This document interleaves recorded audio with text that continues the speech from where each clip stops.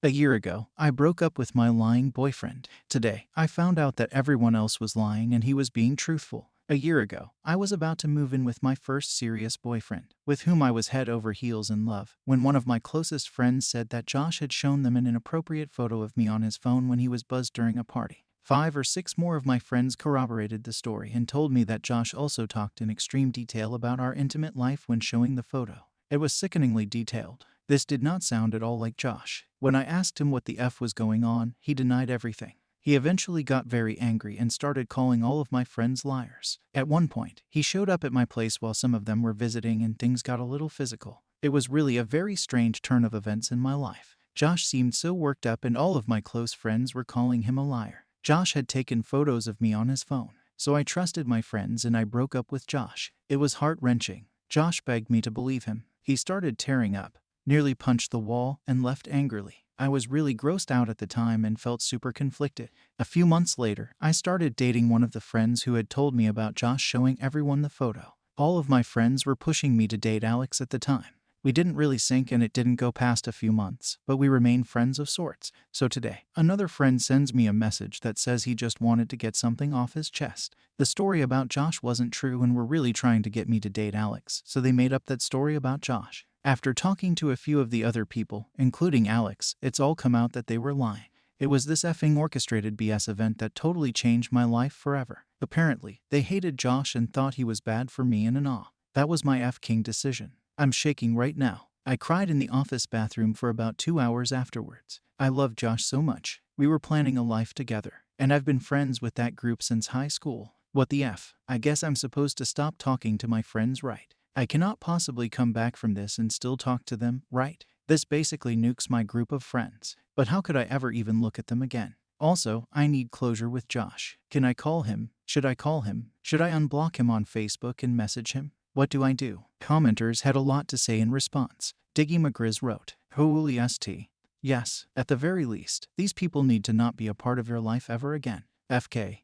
Nuke the friends. Find new friends. Even a life of bitter friendless loneliness is better than one that involves these people. Make no exception. Cut all contact. So gross. As for Josh, you should reach out to him. You owe him an apology for how things went down. I don't know if this will mean anything further will happen, but the conversation should be at least be him learning the truth about what went down. Yeah, unblock him from Facebook and write a long letter. If this goes unanswered, attempt to get the message to him through one of his friends. Odd luck. MR Smelting Crayons wrote, Okay, first step is to take care of you. This is a devastating revelation that sounds like it's turned your life on its head. You're upset and you have a right to be. Right now, you need to take a few hours for yourself. Drink some tea, take a bath, watch television, knit, or whatever you want. Don't contact anyone and don't make any decisions. Do what you want to do. Treat yourself. Cry until you're out of tears. Do what you need to do until you're calmer and not shaking. Next, I suggest you look up some information on dialectical behavioral therapy, especially radical acceptance. It's basically the idea that you accept what's happened and not argue with it. Focus on your response rather than the initial event. It might sound really hollow, but it's true. You can't change anything in the past. You can fix some things that have been broken, but you can't undo anything. What do you want to get out of contacting Josh? Do you want the opportunity to apologize? Do you want to be forgiven? Do you want reconnection? You may get the first one, but the last two are up to him. You may not get those. Is it better to contact him and get no forgiveness, or to not contact him? That's up to you. I'd use a format that is under lots of control, like an email rather than the phone. Your world may be falling apart, but Josh doesn't know that, and he's going to be confused as to why you're calling him crying. In an email, you can get your words together and reconsider them before hitting send. What support system do you have? Your parents, a roommate, siblings, mentors? Talk to them. Don't isolate yourself and think about how horrible humanity is and how everyone lies. Go out to lunch with your mother and let yourself laugh at her jokes. Have coffee with your sister and talk to her about her job. Remind yourself that you have a life outside of these people. What happened is horrible, but it's not the end of the world. I promise. Shuhon Tangles wrote, Josh needs an apology. To be F-ed over for no reason by a group of unapologetic people can really F up your perception of friendship and life and could have severely crippled his social personality and ability to make more friends. He needs to know he was in the right and that what happened was very, very wrong. Find a way of telling him this instead of sweeping it under the rug. Walter wrote, Wow, that's F-king sickening. Definitely cut those friends out of your life first thing. Block them everywhere. I don't know whether you still have a chance with Josh or not, but you should definitely call him and apologize for what happened. Do it without any expectation of getting anything out of it. If he wants to get back together, he can initiate that discussion. Shanavelka wrote, I come with a warning. As high as it is, Josh and you are done. He may want to get back together. Don't. Here's why. What you have done is made a mistake and chose to trust your friends over him. This isn't the worst mistake ever and it's understandable. He definitely deserves an apology and the whole story. However, if you were to get back together, you can't ever trust him enough. You will always be hostage to your mistake. It will color your relationship forever. You will feel in the wrong when you're in the right. You will feel bad for having normal thoughts. You will be extremely hurt by smaller lies. Conversely, he won't be in the healthiest situation either. Your normal will be forever gone, and instead it will be replaced by an uneasiness that will outstrain on your relationship. Strain that I'm not sure you will survive. It's better to stay separate. That way you both have much less chance of hurting each other further and more chance of happiness with someone else. A week later, Opus responded. Even though everyone seemed to think this was a terrible idea, I sent Josh an email on Friday. I copied it here. Josh, I don't know if you are still connected to anyone on Facebook, but if you are, you probably already know why I am sending this. And I know it is totally unfair and selfish to contact you, but I cannot imagine going through the rest of my life without apologizing. So before I say a bunch of embarrassing things, more than anything, I want to say that I am sorry I did not trust you. I am sorry I let other people decide our relationship. I am sorry for what I put you through, but I figure this might be my only chance to say this.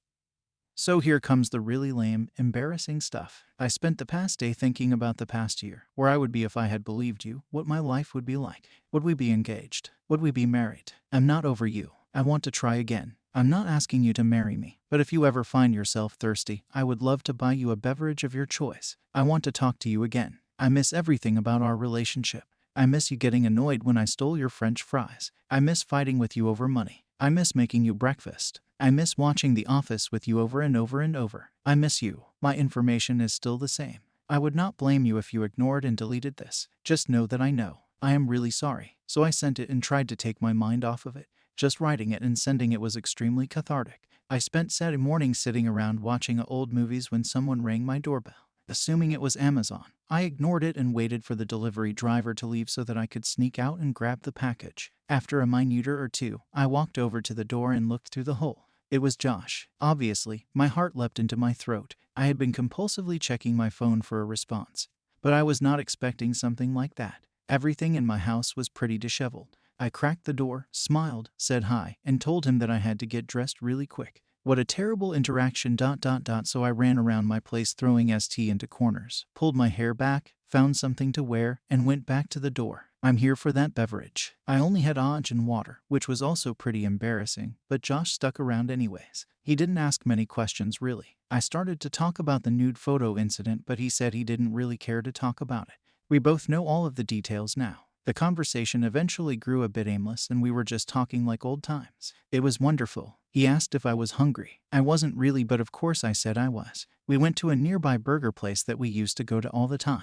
He did ask whether or not I had dated Alex. He didn't seem too upset by my answer. I asked him if he had dated anyone. He had a 6-month relationship in the interim. She sounded great, but I didn't pry. When we got back to my place, Josh asked what I was doing for the rest of the day. I don't have plans. We spent the rest of the day together, then the night. It's totally stupid to move that fast, but I'm not going to spend much time worrying about it. I'm feeling happy. We spent part of Sunday together too. Then Tuesday and Wednesday, we discussed what we were doing. 2 single people dating each other was the consensus. Exclusive. Yes, I think the world of him and will always regret what happened. No matter what though, I'm extremely happy I sent the letter to him. It's interesting to think that if he had actually done what everyone accused him of, and then I took him back, I would probably have trust issues. Now, obviously, I trust him to the core. He could tell me the world was flat and I'd have trouble questioning him. Just a weird thought I've been having. So that's the story. We are together again. Will it work out? I hope so. No matter what, things are better today than they were last week.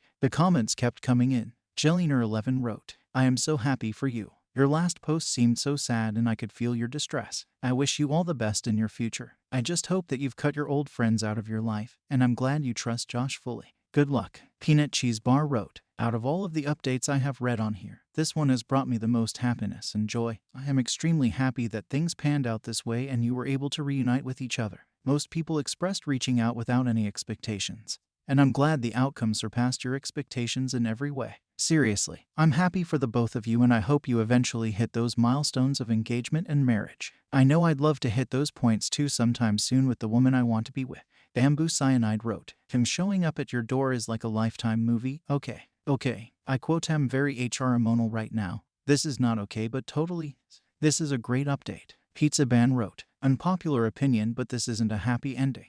Josh deserves better. Edit. I also can't help but thinking how obvious it would be to 99% of the women I know if a group of guys came up with a ridiculous story about her boyfriend and then tried to sleep with her. That isn't normal or healthy to fall for. Even more so, it's not normal or healthy to have friends who are sociopaths. The Mangus Khan wrote, right, from what Opus said about Josh in her first post it seems like Josh was a fantastic guy. I would not have given Opus a second chance if I were in Josh's position. If Opus would throw everything she had with him down the drain over one accusation with no proof, I wouldn't be able to fully trust the future of the relationship again. I would be constantly paranoid that I would be dropped again over the next thing that came up. Luckily for Opus, Josh seems like a better man than I am and I wish her luck and happiness in her future with him.